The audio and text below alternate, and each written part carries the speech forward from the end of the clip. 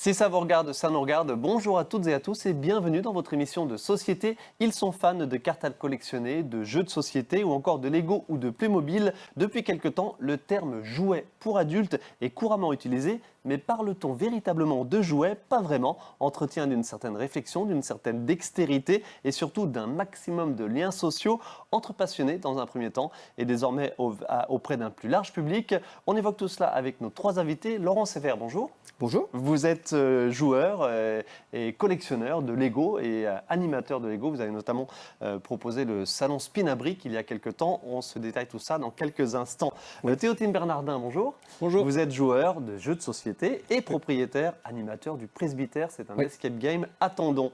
Et enfin, Paul Créteau, bonjour. Bonjour. Le vice-président de l'association Tas de Beaux Jeux de Bruyères, avec plein d'actu également du côté de Bruyères autour des jeux de société et des cartes à jouer, entre autres. Messieurs, merci pour ce que vous nous avez amené sur le plateau. Vous nous avez fait un très joli plateau avec des Lego, des cartes à jouer, des cartes à collectionner et quelques jeux de société pour adultes, mais pour enfants toujours, mais de plus en plus pour adultes, et c'est le thème de cette émission.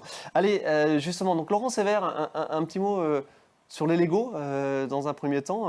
Vous y êtes revenu sur le tard, on appelle ça le Dark Age des Lego, c'est-à-dire c'est-à-dire que j'étais grand passionné enfant de Lego, je jouais avec mon frère à l'époque. Et comme tout adulte, on a notre vie professionnelle, nos études, donc j'ai arrêté.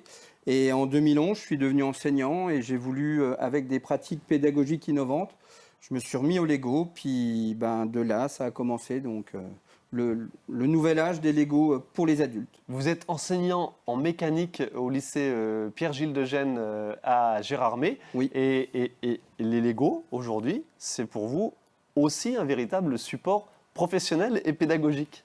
Oui, tout à fait. Dans les Lego techniques comme la Porsche qu'on a devant nous, il y a beaucoup de technologies qui sont équivalentes à ce qu'on a dans les véhicules aujourd'hui.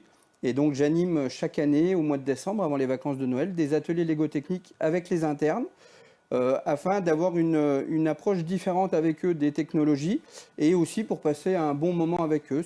C'est un moment de partage. Allez, on va revenir sur les différentes animations que vous proposez, et puis surtout ce que ça apporte, tout ça, évidemment, aujourd'hui en tant qu'adulte, mais toujours bien sûr en tant qu'enfant, ou plutôt en tant que grand enfant, si on veut utiliser ce terme-là, parce que ça apporte évidemment de jouer au Lego. Laurent Sévère, je reviens à vous et au Lego.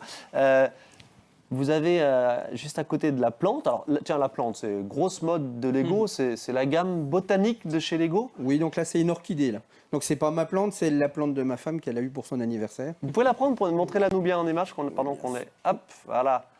Les téléspectateurs l'ont vu certainement dans les magasins ou les grandes surfaces dernièrement. Et il y en a de plus en plus. Il y a combien de modèles Chaque dizaines. Chaque année, Lego en sort et je pense qu'ils ont compris le filon. C'était le public féminin à partir de 25 ans n'avait pas forcément l'envie d'acheter des modèles Lego. Là, je crois que Lego a fait une belle présentation et une belle création pour encore vendre plus de Lego. Avec des boutiques, alors pardon, je vais utiliser le terme, des fleuristes qui vont se spécialiser dans l'ouverture de boutiques et vendre des fleurs en Lego. Alors peut-être dans d'autres marques aussi bientôt, que sais-je, mais en tout cas, il y a tellement de modèles, effectivement, qu'il va y avoir des boutiques spécialisées, peut-être pas encore chez nous, mais je sais qu'à Nancy, apparemment, c'est prévu.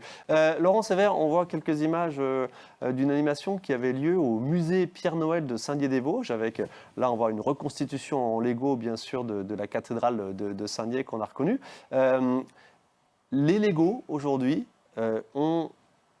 sont entrés dans les musées, sont entrés dans les animations proposées auprès du grand public et notamment grâce à des gens comme vous, qui êtes des passionnés et qui partagez votre passion.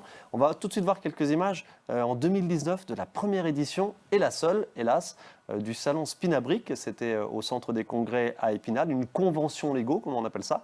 Oui. Ça avait très bien marché. Voilà. Ça n'a pas été reconduit. Peut-être ça reviendra. Il n'y avait eu qu'une seule édition. Ça avait cartonné, clairement. Donc en 2019, ça avait cartonné. Le Covid est passé par là. On devait la refaire en 2020. Elle était planifiée et donc le Covid est passé par là. On a été confiné 15 jours avant la deuxième édition. Donc c'est quelque chose, c'est un événement C'est un très grand événement, beaucoup de Beaucoup travail, de travail. un bilan financier aussi très important. Donc pour monter ce type d'événement, Un budget global. Voilà, le budget, voilà. C'est pas toujours facile. Oui, pourquoi pas un jour le refaire, ça serait avec grand plaisir. En attendant, on a vu tout à l'heure quelques images d'une animation à Huxonnier. Vous proposez des animations en collaboration avec des associations, généralement des communes, des centres d'animation communale. Vous serez ce samedi 15 février, ce week-end. À Corcieux. Le 15 et 16 ou non, juste le 15 Que le 15. Juste le 15. Samedi 15 février à Corcieux. Et le week-end suivant, vous serez À Gugnécourt. à Gugnécourt. Donc là, c'est une journée brique dans une salle polyvalente. Donc là, l'objectif de Corcieux, c'est la visée intergénérationnelle. L'objectif, c'est de mettre les familles au centre du jeu de construction et d'avoir des petits, des grands. Il n'y a pas d'âge pour jouer au Lego. Et vraiment, le but de cette journée, c'est un moment de partage, de plaisir. Et avec Brick Animation, on arrive aussi à partager notre passion du Lego dans les maisons de retraite, où par exemple, on peut demander aux résidents qui ont des problèmes de motricité, De dextérité. de mémoire, par exemple, de cette orchidée, avec une notice, par exemple, reproduire le mot orchidée en Lego. Donc ça, c'est des possibilités qu'on fait. On intervient aussi dans les écoles. On a un agrément d'intervenant extérieur qui est en cours à cette heure-ci avec l'inspection académique des Vosges. Et donc là, par exemple, on présente dans les écoles maternelles des ateliers adaptés à chaque niveau pour partager cette passion du Lego. Ce que font déjà, dans une moindre mesure, des enseignants, mais Oui. forcément, vous avez un regard un petit peu plus expert sur ce que peut apporter et les difficultés peut-être auxquelles vous pouvez confronter les élèves. C'est l'idée? C'est exactement ça. Et avec le matériel qu'on a, on a environ 150 kg de Lego. Ça nous permet, quand on amène notre matériel sur les tables, de voir déjà les yeux des enfants s'émerveiller. Et ça, c'est un vrai plaisir. On arrive surtout à démontrer qu'avec les Lego, on arrive à avoir une approche très intéressante puisque le Lego est un jeu au départ.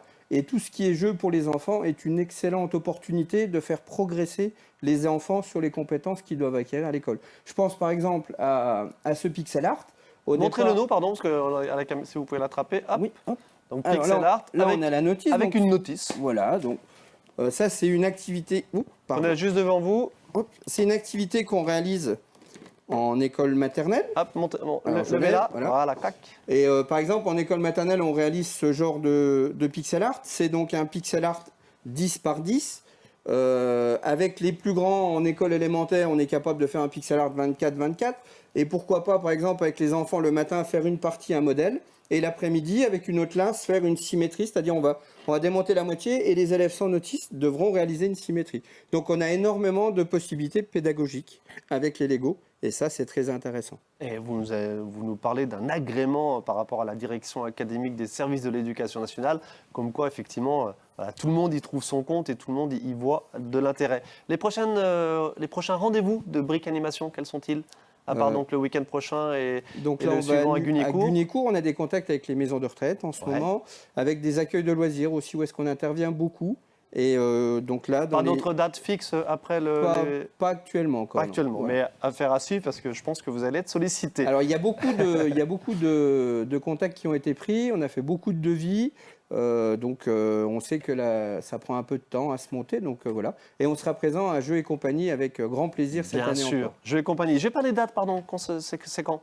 C'est le premier week-end de mars, je crois, le 8, 9, 10. Oui, je crois que c'est 8, 9, 10. Voilà, premier week-end de mars, pardon, effectivement, on n'avait pas préparé des dates.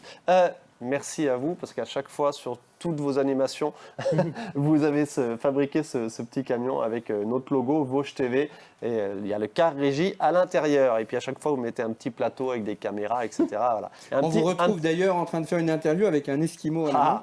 Et on a le caméraman qui est dans une baignoire, c'est intéressant. Prenez la petite... alors c'est un tout petit diorama, on appelle ça. Oui, c'est un diorama. Quand vous fabriquez vous-même quelque chose, là c'est vraiment minuscule, mais des fois il y a des choses énormes. Bon, en général, moi je suis collectionneur, ça fait 10 ans que je collectionne. J'ai plus de 50 expositions à mon actif. Et en général, un diorama, ça fait 5-6 mètres de long. On a vu quelques images. Collectionneur de quel type de Lego? Alors, beaucoup les Lego espace, les Lego techniques surtout aussi. Et en ce moment, donc, je me suis mis à collectionner tout ce qui est bateaux pirates et les bateaux, quels qu'ils soient en Lego, puisque avec l'événement qu'on va faire à Corcieux, Ouais. on va amener un bassin de 500 litres où est-ce qu'une des épreuves sera de fabriquer un bateau qui doit flotter le plus lourd possible et puis avec une esthétique magnifique. Oh là là, tout ça c'est ce samedi 15 février du côté de Corcieux, en collaboration avec Corcieux Loisirs Animation et la municipalité.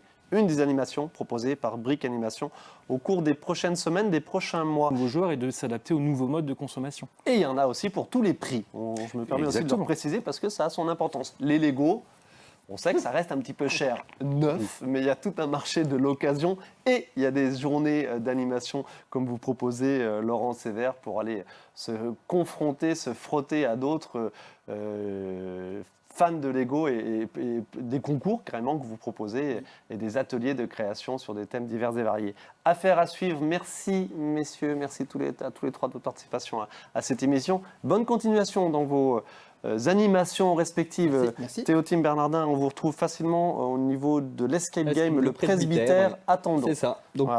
pour venir passer un moment d'horreur ou jouer à des jeux de société. Hein, il y a Est-ce un que vous coin faites bar des à jeux. soirées-jeux Voilà, aussi il y a ce bar à jeux et aussi du jeu de cartes. Voilà. Prochain rendez-vous aussi le dimanche 23 février du côté de Bruyères, le vide-grenier Tas de Beaux Jeux de l'association Tas de Beaux Jeux, où il y aura bien sûr moyen de jouer, j'imagine. Ouais, c'est petit recours. Et puis on a toujours des soirées jeux une fois par mois aussi à Bruyères. Et les soirées jeux aussi. Merci, on aura eu encore plein de choses à se dire. Merci, bonne continuation.